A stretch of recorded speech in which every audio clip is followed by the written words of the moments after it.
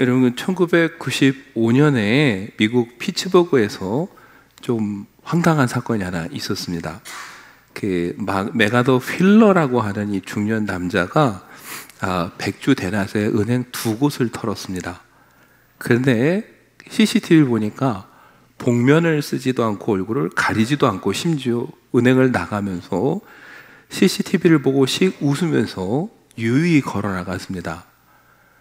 이 사람 잡혔을까요? 안 잡혔을까요? 1시간 만에 잡혔습니다. 근데 잡혔던데 이 사람이 경찰들한테 잡히면서도 자기가 어떻게 잡혔을까? 그걸 이해를 못 하더라는 거예요. 그래서 경찰들에게 뭐라고 했냐면은 내가 얼굴에 레몬 주스를 발랐는데 CCTV에 잡힐 리가 없다는 거예요.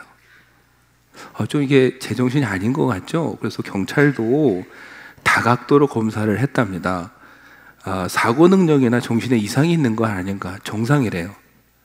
마약이나 약물을 했는가 봤더니 그것도 아니래요. 그리고 또 다시 물었대요. 왜 그랬냐 그랬더니, 여러분 어렸을 때 혹시 학교에서 실험해 보신 적 있으세요? 레몬이나 이런 걸 섞어서 우리 그 잉크를 만들어서 종이에 쓰면 안 보입니다. 그러다가 뒤에 열을 가하면 글씨가 나타날 때 있죠. 자기가 학교에서 그렇게 배웠기 때문에 레몬 주스를 발랐는데 CCTV 얼굴이 잡힐 리가 없다라고 자꾸 우기는 거예요. 이 경찰도 정말 당황스러웠는데, 여러분, 이 사건에 딱 맞는 우리 말이 있죠. 무식하면 정말 용감합니다. 네. 근데 이 기사를 그때 코넬 대학의 데이비드 더닝이라는 교수가 듣고서요, 그 대학원생 제자에게 실험을 했습니다.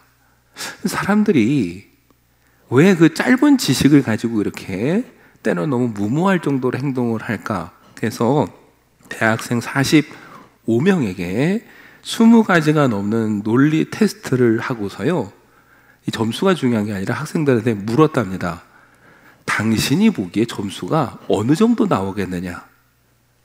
여러분, 그 실험을 했더니요, 하위 12%, 상위가 아니라 밑에서부터 12% 점수가 안 좋은 거죠. 학생들이 주로 어떻게 했냐면은 자기 실제 점수보다 더 높이 나올 거라고 답을 한 거예요.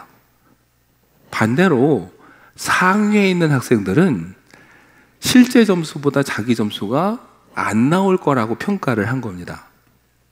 그러니까 한 50점 맞을 학생은 몇 점 나올 것 같잖아요. 그랬더니 저 시험 잘 봤어요. 한 70점 나올 거에 적은 거고요. 한 90점 맞은 학생들한테 물어보니까 제가 잘 못한 것 같아서 6, 70점밖에 안 나올 거예요. 이렇게 적었다는 거예요. 그래서 어떤 결론이 나왔냐면은, 사람들은 때로 능력이 낮은 사람들은 오히려 자기 능력을 제대로 이해 못하고 과대평가하는 경향이 있고, 오히려 능력이 뛰어난 사람들은요, 자기 주변을 보면서 다 남들도 이럴 거라는 생각, 그리고 자기가 보기에 하나 이 부족한 걸 보면서 나한테 이런 부족한 게 있구나 하면서 오히려 뭐예요? 실제 능력보다 자기 능력을 낮게 평가하는 성향이 있다는 거예요. 그래서 이걸 뭐라고 부르냐면요, 그 교수와 제자의 이름을 따서 더닝 크루거 효과라고 합니다. 어렵죠? 쉬운 말로 하면 무식하면 용감하다는 뜻이에요. 네. 근데 어렵게 생각할 게 아니라, 여러분, 우리 자녀들이나 학창시절 한번 떠올려 보세요. 제가 보기에 잘 볼 리가 없는데 시험 잘 봤냐고, 잘 봤어요 그러고 열심히 또 게임을 해요. 근데 여러분, 학창시절에 경험해 보셨죠? 나 어젯밤 시험 준비 못했어. 시험 보고 나서 오늘 망친 것 같았는데 다음날 성적표 보면 꼭 그런 친구들이 몇 점을 받아요? 하나 틀리거나 다 맞고요. 정말 기분 나쁘고 재수가 없어요. 그러니까 여러분, 학자들은 어렵게 설명했지만 사실 우리는 이미 삶에서 경험하고 있었어요. 근거 없는 자신감이 넘치는 사람들이 있고, 실제로는 뛰어난 실력을 갖고 있는데도 자기를 낮게 평가하는. 여러분, 이 실험의 핵심은 뭐냐면요, 자기의 부족함을 인지 못하면요 발전할 수 없다는 것이고, 자기가 정말 똑똑한 줄 알고 살다가 아까 그 황당한 사건을 벌인 중년 남자처럼 엉뚱한 사고를 벌일 수 있다라는 거예요. 그러니까 사실 자기 자신을 늘 되돌아보면서 나의 부족함을 되돌아보는 성찰이 우리에게 꼭 필요하다는 거, 여러분, 성경에서도 강조하는 건 언제나 하나님 앞에 겸손함입니다. 내가 하나님 앞에서 부족하다라는 걸 인정하고 받아들일 때 하나님께 은혜를 구하는 것이죠. 그런데 내가 하나님 앞에 죄인이라는 걸 인정 못하고 부족함을 인정하지 못하면은 하나님의 은혜를 구하지 못해요. 하나님 은혜를 주셔도 감사함으로 받는 게 아니라 너무나 당연한 듯이 받거나 아니면 그조차 깨닫지 못하는 거죠. 이 얘기를 왜 드리냐면 오늘 이 성령 강준에 우리가 읽은 사도행전 14장에 나오는 등장인물들을 보다가 제가 그런 생각이 들었기 때문이에요. 아, 자기가 정말 대단한 줄 아는 사람들이 있고 반면에 하나님 앞에 내가 얼마나 작은 자인지를 깨닫는 사람이 있구나. 여러분, 지난 시간에 본 대로 안디옥 교회가 성령의 말씀하심에 따라서 바나바와 사울에게 안수해서 파송을 했습니다. 그 안디옥을 떠난 바나바와 사울이 이제 실루기아와 구브로 살라미를 거쳐서 오늘 우리가 6절에 보면 어디에 도착합니까? 바보라는 곳에 도착을 합니다. 거기서 두 사람을 만나요. 한 사람은 그 바보라는 곳을 책임지고 있는 로마의 총독 서기오 바울, 이름이 참 특이하게도 바울입니다. 서기오 바울과 또 한 사람은 그 옆에서 그를 돕고 있던 바예수라는 사람이에요. 여러분, 누가는 이 바예수라는 사람에 대해서 우리에게 많은 정보를 줍니다. 제일 먼저 여러분 6절에 보시면 바예수라는 유대인이라고 그랬어요. 그리고 두 번째 뭐라고 합니까? 거짓 선지자요 마술사다. 근데 8절에 보면 이 마술사 엘루마는 그러면서 이 이름을 번역하면 마술사라 했는데요, 바예수를 번역하면 마술사라는 뜻이 아니라 엘루마라는 말을 번역하면은 헬라어로 마고스, 마술사다, 이런 뜻입니다. 오늘 우리 TV쇼에 나온 마술사가 아니에요. 주술을 행하거나 아니면 이 사이비 과학 같은 걸 통해서 사람들을 현혹시키는, 어떻게 보면 이건 성경의 가르침에 위배되는 행위예요. 근데 여러분, 아까 유대인이라고 그랬잖아요. 유대인이 하나님이 안 좋아하시는 일을 하면서 마술사 행색을 하면서 돈을 벌면서 총독이 복음을 듣는 걸 방해해요. 여러분, 이게 유대인으로서 할 일입니까? 하나님의 백성으로 해서는 안 될 일이에요. 그래서 누가는 이 사람을 뭐라고 합니까? 거짓 선지자다. 주술을 하면서 마치 자기에게 신적인 능력이 있는 것처럼 사람들을 속였는지 몰라도 누가가 보기엔 그건 거짓 선지자인 거예요. 더 안타까운 건 여러분, 이 사람의 이름이 바예수입니다. 이거는 예수의 아들, 이런 뜻이에요. 바디메오가 디메오의 아들이란 뜻인 것처럼 바예수는 예수의 아들이에요. 예수라는 이름 우리가 얼마나 사랑스럽고 아름답게 여깁니까? 예수라는 이름은요, 원래 히브리식 발음으로 하면 어디서 왔냐면은 예슈아, 여호수아에서 왔습니다. 같은 뜻의 같은 이름이에요. 히브리식 발음이냐 헬라식 발음이냐. 그러니까 바예수는 예수의 아들, 여호수아의 아들이에요. 그 예수, 여호수아는 무슨 뜻이냐? 하나님은 나의 구원이시다, 이런 뜻이에요. 여러분, 더 슬프지 않습니까? 하나님은 나의 구원이시다라는 이름의 아들인데 마술사 노릇을 하고서 하나님의 말씀을 전하는 일을 방해하는 사탄의 노릇을 한다라는 게 얼마나 이름과 어울리지 않는 이 엉뚱한 짓인지 우리가 이제 보게 되는 거죠. 여러분, 마술사로서 많은 이익을 취했다라는 건 그가 아마 말재주도 있었을 것이고요, 나름 머리가 똑똑했을 수도 있어요. 그리고 남들이 없는 뭔가 신통한 재주가 하나 있었기 때문에 마술사로서 행세를 했을 수 있을 겁니다. 근데 이 사람은 어때요? 그것 때문에, 자기가 가진 재능 때문에 유대인으로서는 해설 안 될 일을 하고 예수의 아들이라는 이름과 걸맞지 않은 그릇된 길로 가고 있는 게 그 바예수였어요. 여러분, 혹시 우리가 그리스도인이라는 이름을 가지고 혹시 바 예수처럼 내 능력과 내 힘을 의지하면서 엉뚱한 길로 가고 있지는 않은지 한번 생각해 볼 필요가 있습니다. 두 번째 인물이 누굽니까? 그 바 예수가 그렇게 복음을 듣지 못하도록 방해했던 총독 서기오 바울이에요. 이 사람에 대해서는 자세한 설명을 안 합니다. 누가가 하는 설명은 하나예요. 7절에 서기오 바울은 지혜 있는 사람이라 그랬어요. 지혜라는 단어가 여러 가지 있는데 여기서는요, 지적인 능력, 판단력 이런 걸 뜻합니다. 그러니까 영적인 지혜는 아닌 거예요. 그래서 나름 로마의 총독인데 누구보다 학식이 있을 거고 판단력은 있었을 거예요. 그런데 여러분 한 번 더 생각해 보면 정말 그 사람이 분별력 있고 지혜로운 사람이었다면은 그런 사이비 같은 마술사를 옆에 두고서 정치를 했겠습니까? 그 마술사의 말을 들으면서 사실은 무언가 정치를 하고 다스렸다라는 것 자체가 과연 이 사람이 그럼 하나님 보시기에 정말 지혜로운 사람인가 우리가 다시 한번 의심하게 되는 거예요. 그는 지혜롭다고 하지만 사실은 정말 하나님 보시기에 지혜로운 백성이 아닌 거죠. 그럼에도 불구하고 누가가 그를 지혜롭다고 했다면은 딱 하나입니다. 그가 뒤늦게라도 어떻게 돼요? 바나바와 사울을 통해 전하는 복음을 듣고 그 말씀을 배우겠다고 그들을 초청한 것. 그게 그에게 유일한 희망이고 그래도 그가 구원의 희망이 있다라는, 희미하게나마 지혜가 있다라는 유일한 희망이겠죠. 여러분, 총독 서기오도 바예수도 사회적으로 보면 누구보다 똑똑하고 뛰어난 사람이지만 하나님 보시기에는 정말 거리가 먼 삶을 사는 사람들이었어요. 아까 말씀드렸죠?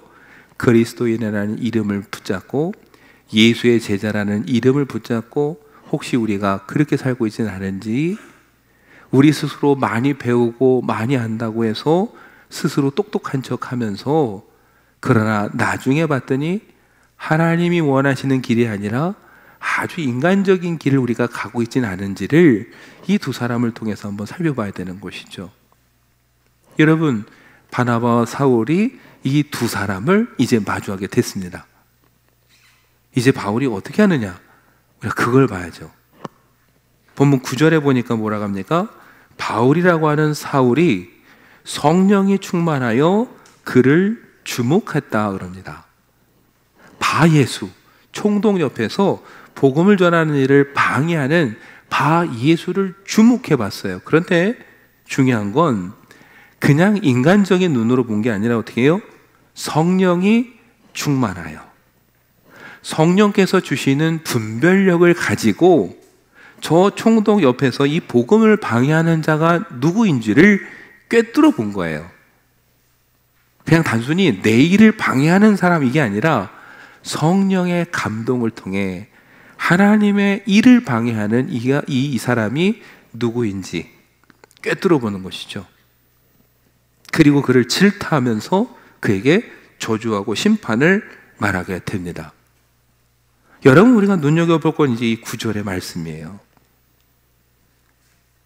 성령께서 어떻게 바울에게 그렇게 지혜를 주셨을까? 바울은 어떻게 성령의 충만한 가운데 이런 사명을 감당할 수 있었을까? 물론 저와 여러분이 성령의 충만함을 위해서 기도해야겠죠. 간구해야겠죠. 그런데 오늘 우리가 바울을 통해 한 가지 모습을 더 보려고 합니다.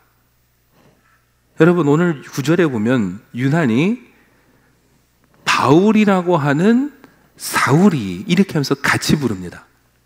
그 전까지는 보통 그냥 사울 이렇게 불렀어요.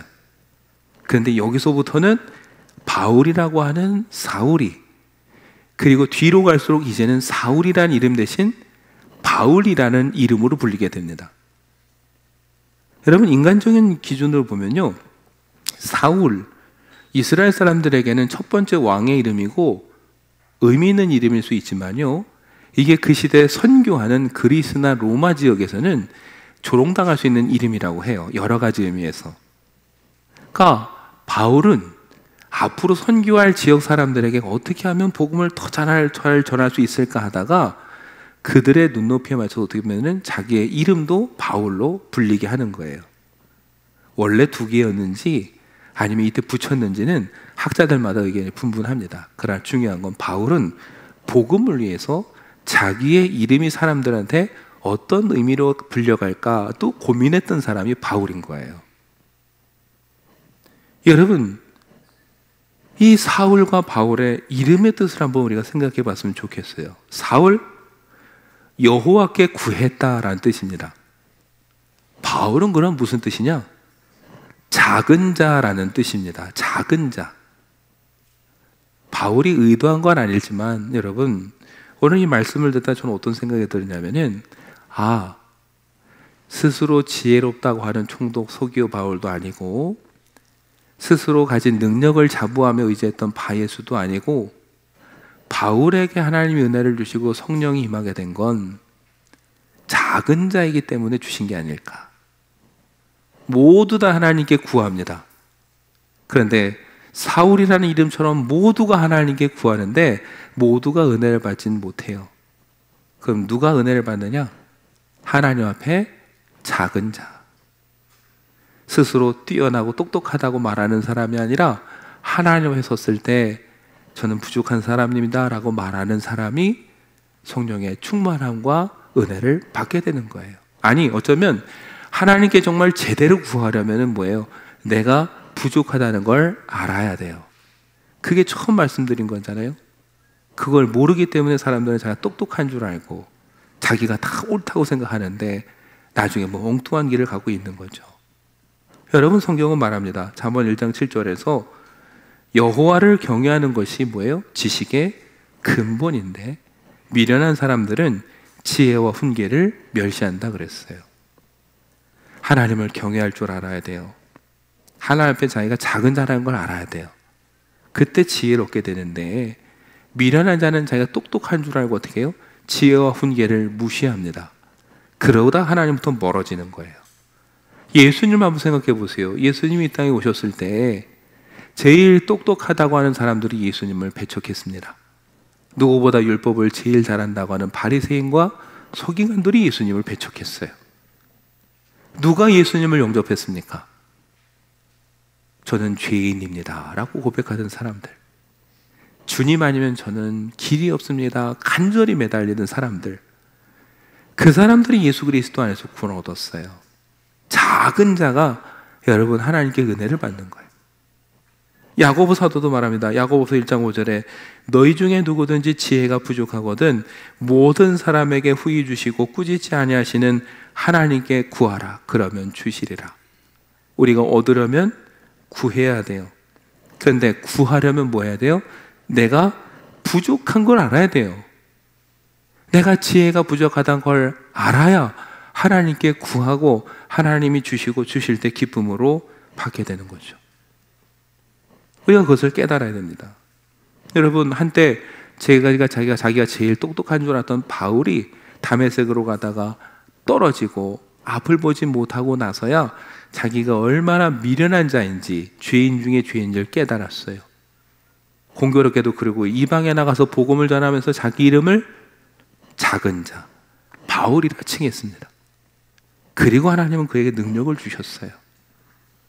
저와 여러분이 바울처럼 하나님 앞에서 늘 작은 자로 섰으면 좋겠어요. 총독 서기오 바울처럼 지혜롭다고 권력 있다고 우쭐대지 말고 바예수처럼 내가 가진 잔재주로 내가 다 이룰 것 같다고 교만하지 말고 하나님 앞에서만큼은 하나님께 은혜를 구하면서 작은 자로서 겸손한 마음으로 나가서 주님이 주시는 큰 은혜를 더욱더 누리는 저와 여러분이 되면 좋겠습니다.